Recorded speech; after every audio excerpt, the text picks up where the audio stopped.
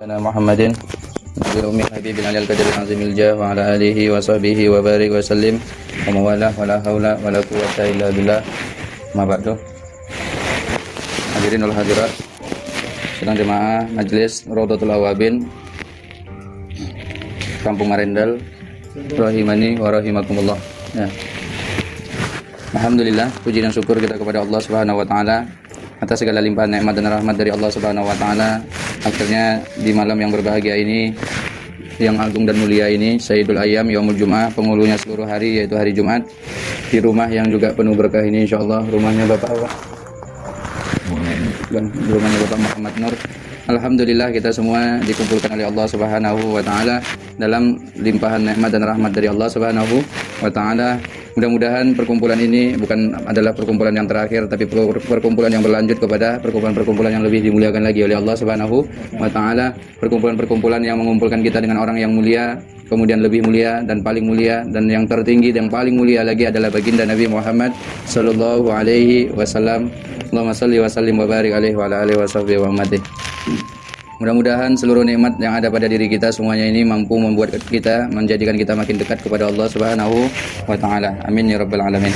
Kemudian salawat dan salam kepada junjungan alam baginda Nabi Muhammad sallallahu alaihi wasallam. Allahumma shalli wa sallim wa barik alaihi wa ala alihi wa sahbihi wa ummatihi. Mudah-mudahan semua kita yang hadir ini adalah termasuk orang-orang yang dianggap umat sama Nabi Muhammad sallallahu alaihi wasallam. Karena memang kita peduli dengan sunnahnya Rasulullah sallallahu alaihi wasallam, kita hobi dengan sunnahnya Rasulullah sallallahu alaihi wasallam, dan kita pun senantiasa berselawat salam kepada baginda Nabi Muhammad sallallahu alaihi wasallam. Apa bukti orang itu menjadi umatnya Nabi Muhammad? Kalau seandainya dia tidak sering berselawat salam sama baginda Nabi Muhammad sallallahu alaihi wasallam. Banyak nabinya tahu Muhammad, tapi selawat tidak pernah dia.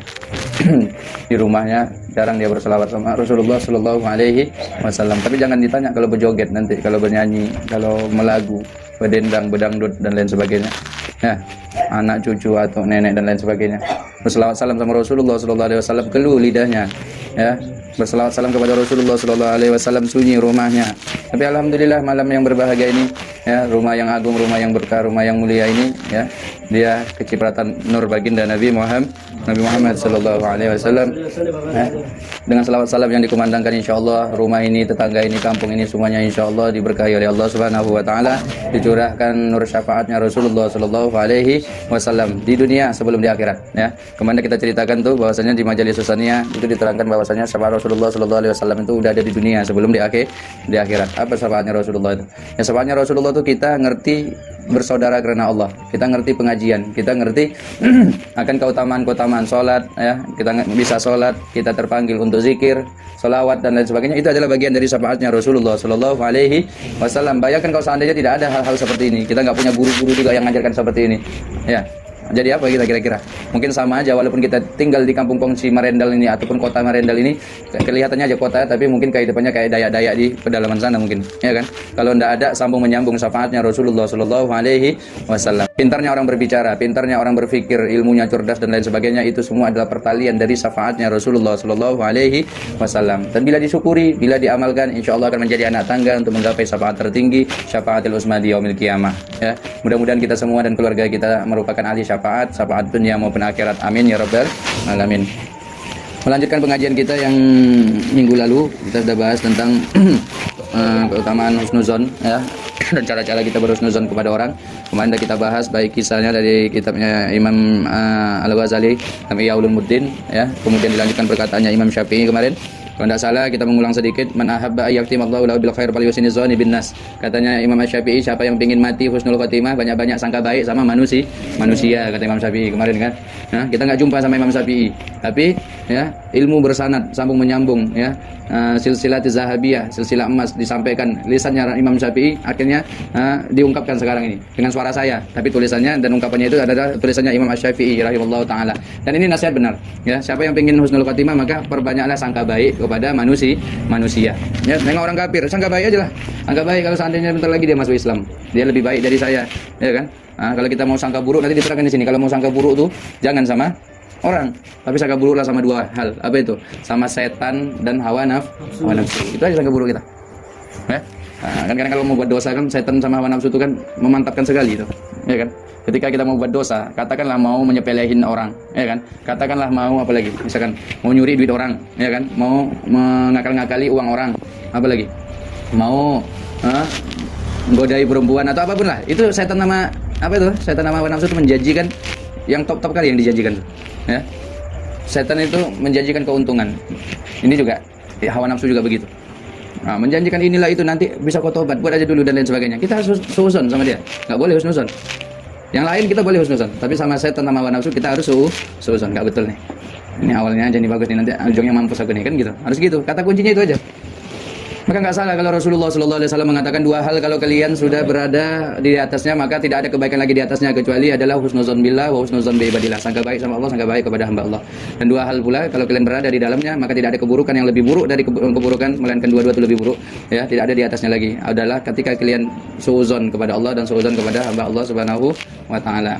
Nah, maka keberhasilan kalau dibalik, keberhasilan kalau kita berhasil suudzon sama iblis dan hawa nafsu kita ini. Sangka buruk lah sama itu. Karena banyaknya godaan iblis dan hawa nafsu ini memang awalnya manis, ujungnya berat, ujungnya pahit. Ya, tak ubahnya seperti diibaratkan adalah melompat kita dari atas gunung ke bawah. Berangin enak. Oh, ya kan? I believe I can fly, katakan gitu kan. Tapi apa begitu boom jatuh ke bawah lepes penyet kan gitu. Nah, sebaliknya ketika kita mau melakukan kebaikan ini berat kali kayaknya. Bolak-balik kita nih tadi kayak mendaki gunung. Hanya aja terpeleset sebentar, tuh pegang lagi, naik lagi, pleset lagi, kotor lagi, bergelumang. Tapi nanti kalau udah nyampe di atas dingin, indah, luar biasa. Ya, nah, itu perjuangan kita dengan melawan setan, iblis dan hawa nafsu. Itu salah satunya tuh. Ya, ingat-ingat aja nih sampai mati ilmu ini adalah ilmu pasti. Maka diingat sampai mati ya bisa. Ilmu pasti itu adalah kalau sangka buruk hanya dua orang. Siapa itu? Iblis sama hawa nafsu. Sangka buruk aja sama kedua nih. Tapi kepada selain itu, kalau bisa kata Imam Syafi'i, kalau pingin kau mati baik, sangka baiklah kamu kepada seluruh manusia. Ya. Nanti memang ada pertanyaan di situ tuh. Bagaimana kalau seandainya kita lihat orang itu memang tidak baik, kan dosa. Ada orang memaksa perempuan untuk berzina, terus kita sangka baik, mungkin tuh bininya itu kata gitu. Ya nggak cocok lah kalau gitu. Kalau gitu ya nggak perlu baik lah. Itu udah masuk nanti ruang hukum yang berbeda. Man ra'a minkum munkaran falyughayyir biadi. Itu udah kemungkaran. Mau itu bininya pun kalau dia berlaku kasar zalim ya kita harus tengahin gitu. Jadi maksud sangka baik disangka buruk ini tadi adalah ketika kita memang tidak ada kepentingan dengan dia, orang lalu, orang lewat, kan gitu kan. Nah, udah kan apalah urusannya kita kadang sama orang lalu, orang lewat. Apalah kita sangka-sangka buruk sama dia, kan kadang gitu. Setan tuh kadang nambah-nambahin dosa sama kita tuh begitu. Jumpa orang lewat, orang senyum nanti apa maksud dia senyum nih? Ada maunya ini dan lain sebagainya kan gitu. Nanti senyum orang salah, mengkerut orang pun salah. Kan ada orang kayak gitu. Nah, orang tidak ada apa-apa, orang senyum sama mengkerut karena urusan dia, tapi kita yang rusak di dalam nih, pikiran hati kita segala macam. Apa sebab? Tidak pintar menata rasa, ya, menata sangka, dugaan kita ini tadi. Maka dugaan prasangka ini juga perlu ditata, perlu diluruskan. Kalau tidak kita miliki, kalau tidak kita sadari, maka dugaan dan prasangka ini akan diombang-ambing sama iblis sama setan. Kemarin kita katakan juga bahwasanya dugaan ini biasanya kan bukan di hati, tapi di pikiran, kan gitu ya. Apa ayat yang menyatakan setan itu goda pikiran? Memang nggak ada. Cuma yuwaswisu fi sudurinas saja. Ya, tapi yuwaswisu fi sudurinas itu menunjukkan kalaulah dada, kalaulah hati manusia jadi goda, apalagi otak manusia diibaratkan ya, nabi dan rasul aja digoda setan, apalagi yang bukan nabi dan rasul, kan gitu ya. Nabi dan rasul itu yang paling topnya orang beriman itu. Ya apalagi kayak kita ini, wah, entah diapakan lagi lah udah. Kan digoda lagi lah, entah diilas-ilas segala macam lah udah, kan gitu. Nah, kalau hati, organ tubuh, bosnya, seluruh anggota tubuh saja digoda, diwaswaskan sama dia, apalagi lah otaknya kita nih tadi. Ya, maka perlu kita berhati-hati. Husnuzan matlub walau bil ansi. Kemarin kita bahas juga sangka baik itu diperintahkan walaupun terhadap orang maksiat. Artinya bukan ketika dia melakukan maksiat nih tadi kezaliman itu tadi kita sangka baik aja, aku main filmnya orang ini kata kan gitu pula. Nah, ada kayak gitu ya. Ada orang udah hajar-hajaran kerubuk kan gitu. Datang Mang Nawir, dia bilang, sangka baik aja lah main film, ini orang ini bercandanya orang ini kata dia. Tinggal mati aja orang nanti. Mati anak orang itu katanya. Ya, bukannya cecenya tadi itu kata Mang Nawir. Kan kacau. Maksudnya bil asi ini adalah orang yang dikatakan orang dia ahli maksiat. Kita dengar ada orang katakan Allah dia itu ngomong aja itu. Maksiat itu begini segala macam. Ya kita husnuzon aja ya, kemarin dia maksiat. Boleh jadi ya bentar lagi dia jadi wali Allah. Boleh jadi bentar lagi dia mati husnul khatimah, macam-macam. Dia itu orang kafir segala macam. Dulu mungkin dia kafir. Boleh jadi bentar lagi dia masuk Islam dan lain sebagainya. Seperti itu ya. Ini jangan salah-salah juga nih, nanti sangka baik aja semua. Orang udah jelas-jelas melakukan maksiat kan gitu ya. Nanti ada kisahnya di sini ya. Setelah yang kemarin kita jelaskan sampai orang Sholat juga, ya sholat imamnya aham, kan gitu ya. Aham itu kan udah kalimat. Ya kalau dia sengaja batal. Tapi kita husnuzon aja, ini dia pasti uzur. Untuk nah, gitu dan terlepas, kan gitu. Jangan dibilang apa? Ini main-main ini sehingga kita muparokoh dan lain sebagainya. Ya, husnuzon aja. Ini Sahih Zubat mengatakan seperti itu. Ya, dan itu dibolehkan. Nah, selanjutnya sampai dikatakan juga sahibu husnuzon la yakhib wa in akhta. Pemilik husnuzon itu, sangka baik itu tidak akan pernah rugi walaupun dia salah. Ya. Jadi ada kadang kita tuh salah meletakkan husnuzonnya kita. Itu bagaimana? Nah, ini nanti dijawab di sini, ya.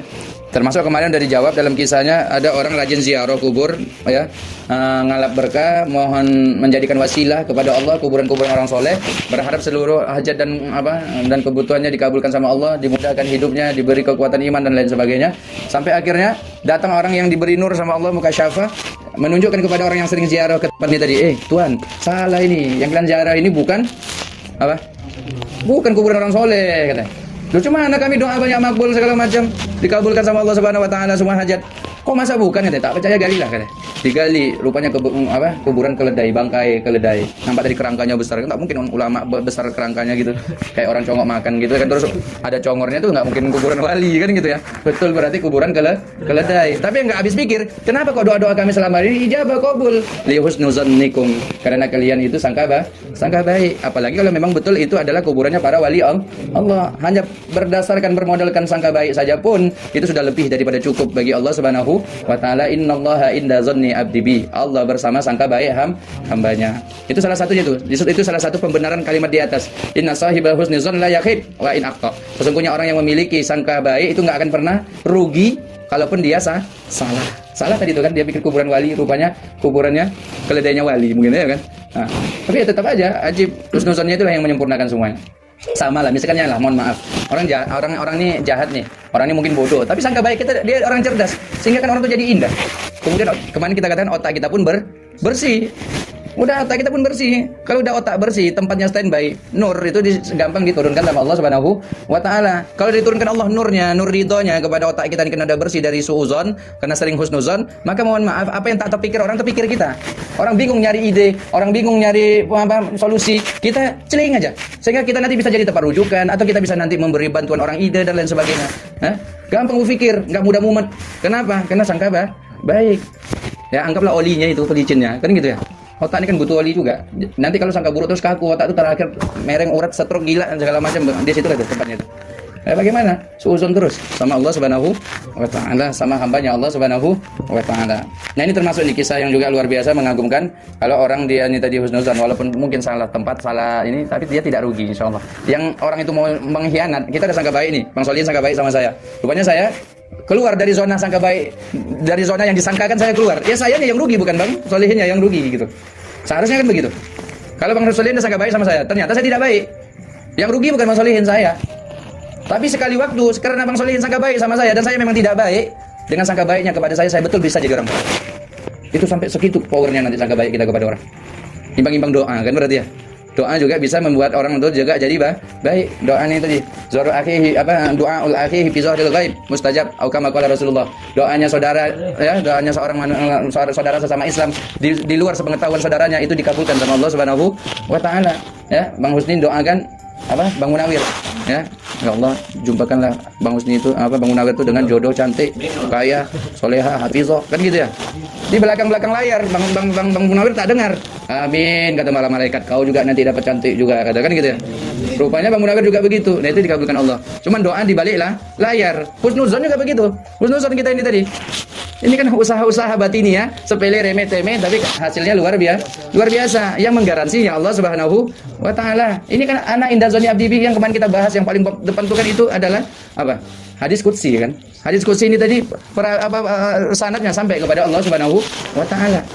Enggak ada diragukan lagi itu, kekuatannya itu di bawah Al-Qur'an, di atas hadis nabawi. Ya, luar biasa, bukan sembarangan itu.